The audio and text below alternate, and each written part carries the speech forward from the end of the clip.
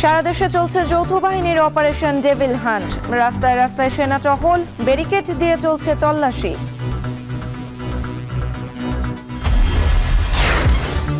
চলতি সপ্তাহে দুবাই যাচ্ছেন প্রধান উপদেষ্টা। ভিসা জটিলতা নিরসন ও বাণিজ্য সম্প্রসারণের আশা প্রবাসী বাংলাদেশিদের।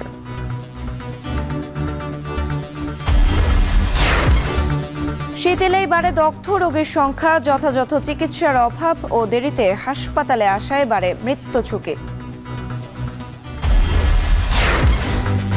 এবং বোরো ধানের একক নির্ভরশীলতা কাটিয়ে নতুন স্বপ্নে হাওরের কৃষক। ডাল, সরিষা, সবজি চাষে মুনাফা।